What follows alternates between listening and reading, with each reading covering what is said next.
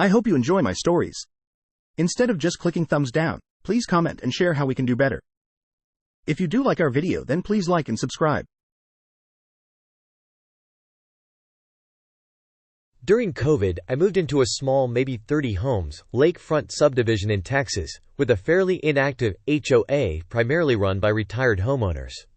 Of course, 18 months in, a large tree fell on my home and caused significant roof damage. Being a novice homeowner, I wasn't aware that cement tile roofs are quite expensive to replace and to obtain 100% replacement cost, and I've been battling with the insurance company for 16 months and one overpromising roofer through appeals, and now finally the last piece, an appraisal. I am in a bad position because there is a $100,000 difference between the contractor and the insurance. But that is a story for another day. The HOA has sent me 2 letters, the first with 3 issues. 1. A political sign.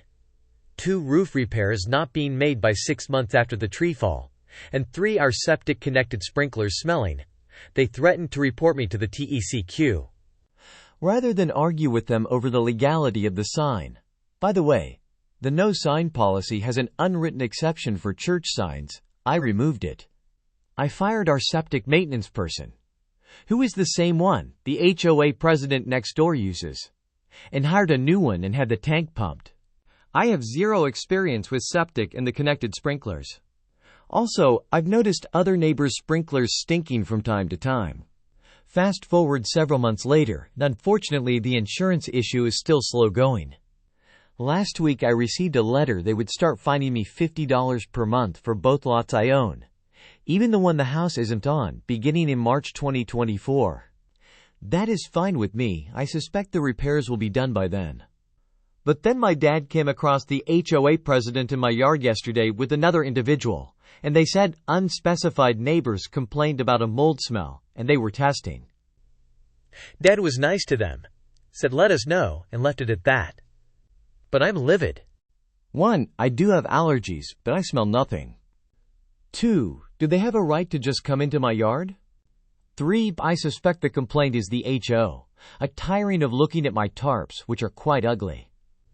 At the end of the day, I have an open insurance claim, and I don't have a spare $100,000, $200,000 totaled to replace this ridiculous cement tile roof.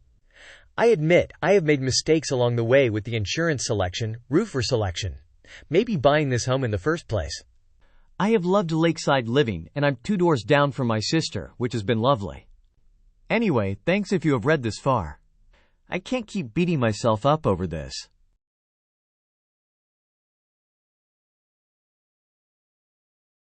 Part 1. I recently bought a house in a small subdivision. One family used to own all the land in this area, and sold off chunks of it to be developed. In the case of my subdivision, they still owned the land on both sides of it, and wanted a way to get back and forth easily.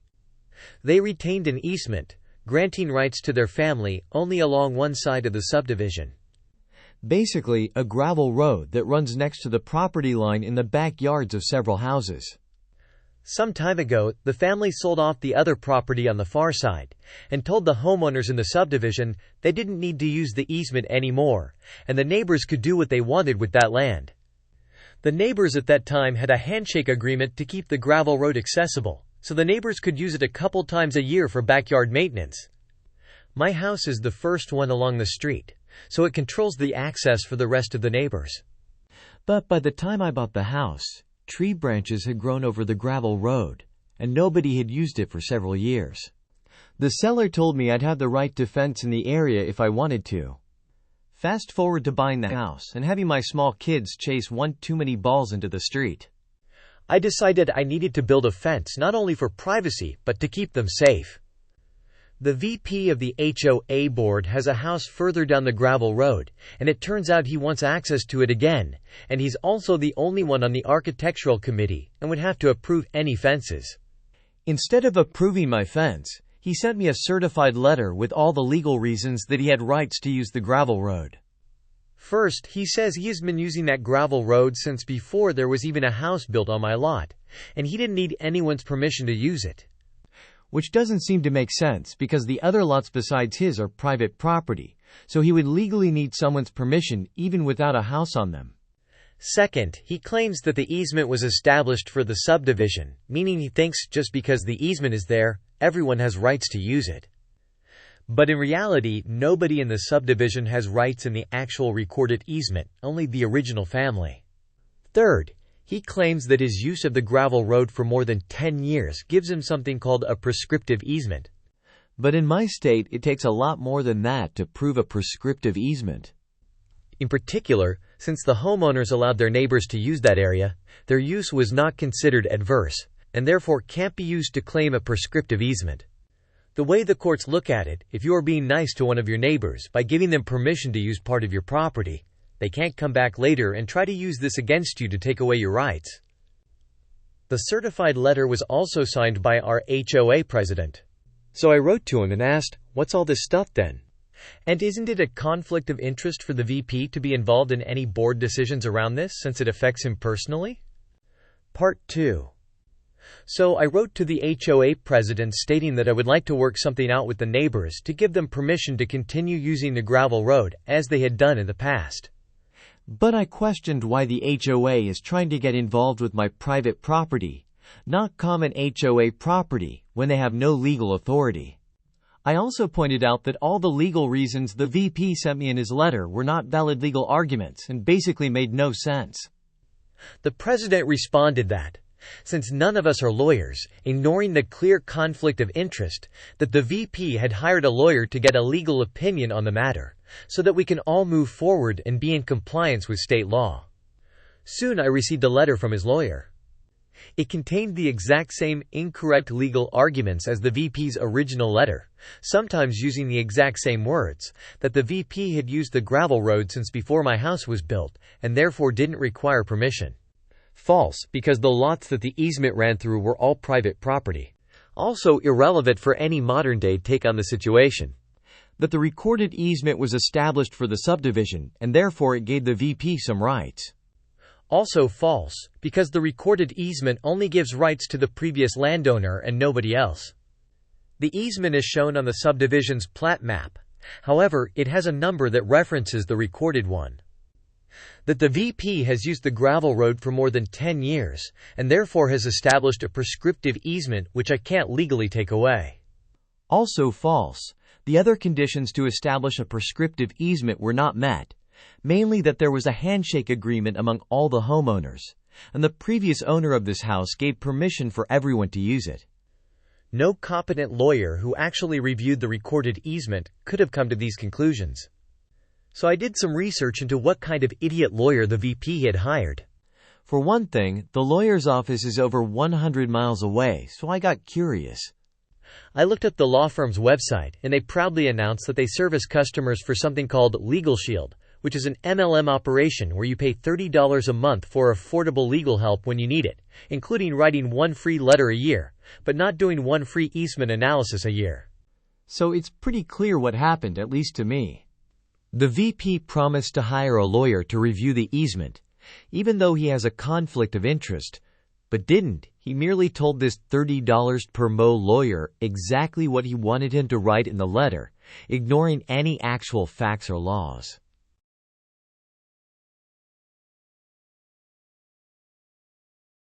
A bit of background: I purchased my condo unit over 5 years ago. It was the only place in my area I could afford at the time, as the housing market, buying and renting, wasn't as tough. My partner and I have been dealing with harassment and selective enforcement, essentially since we moved in. It has gotten way out of hand the last few years, to the point where friends have urged me to get a TRO against our property manager, and the board was scolded by the state for abusing the fire marshal for their own vindictive crusade. Oh, the stories I could tell about this miserable place.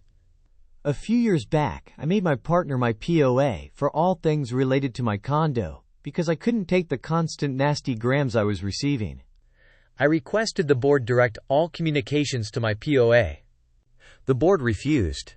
So I would just reply with my POA CC'd and say, as requested, all communications must go through my POA. Eventually, it sort of worked after over a year. They would email my POA the nasty grams, but never answer their questions. I couldn't address it at the annual meeting or run for a board seat because the board wasn't holding annual meetings or elections due to COVID. They were just extending their terms for years. Then they started making false accusations and reporting me to the state over and over, leading to multiple fire code investigations, all of which were unfounded. The board kept trying to come into my unit, but I refused because they weren't acting under good faith and had no justification to enter. They told me they didn't need justification or permission and could enter any time using the master key. So I bought a door bar. They showed up the day after the Thanksgiving holiday and attempted to force entry. Slamming into the door after if didn't budge, pounding and shouting to my unit. It was very unsettling. After years, the board was finally holding their first meeting, and since things had gone off completely off the rails, my partner decided to run for a seat. I transferred my condo into a trust, maybe beneficiary, and made the trustee an LLC, of which my partner is the only member, thus making my partner the acting owner of the condo. This made my partner eligible to run and vote. The board refused to put my partner on the ballot, so he told the owners he was running via email so people could write him in if they couldn't attend. The president resigned and started a smear campaign. My partner went to the meeting and ran anyway. All documentation required and some additional to cover our bases was brought to the meeting and reviewed by the board's attorney for verification of requested, although technically the board has to request it in advance upon notification, which they didn't. Some of the documentation was public and some was not, like the trust for example, but we allowed the attorney to review it all nonetheless. The attorney verified his ownership to the best of their knowledge. My partner voted and ran for president at the last meeting, no problem from the attorney's point of view. The board and property manager continued this huge smear campaign. The property manager passed out documents with all these violations I never committed: trespassing, illegal dog ownership, multiple fire code violations, which were state investigated and unfounded. Despite this, my partner still runs and had the votes. The board members threatened to resign if my partner is elected. No one cares. The property manager threatens to not work for the association if my partner is elected. The property manager, who already terminated his contract and was working month to month to prevent owners from obtaining a copy of his contract. People started to panic. Someone else offered to run, and my partner willingly removed themselves from the election, assuming anyone else would be a step in the right direction. Fast forward a year later, the new board is the same. Fining people insane amounts. Refusing hearings. Not providing copies of contracts or other documents. Refusing to answer questions. And far worse.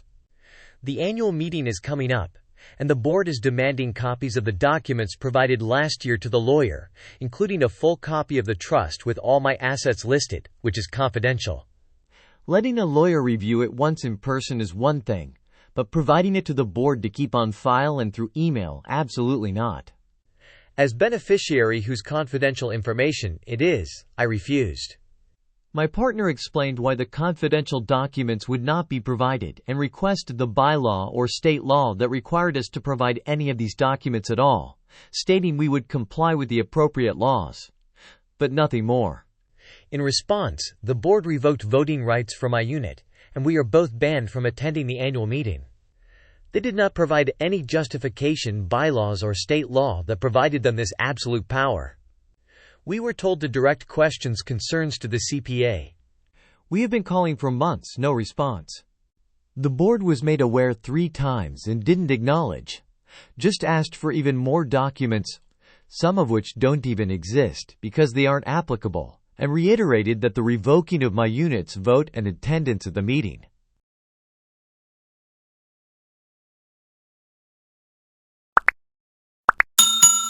I would like to thank you for watching the video to the end. To encourage us to make more videos, please like, subscribe, comment, as well as share. Check out this other video if you haven't already.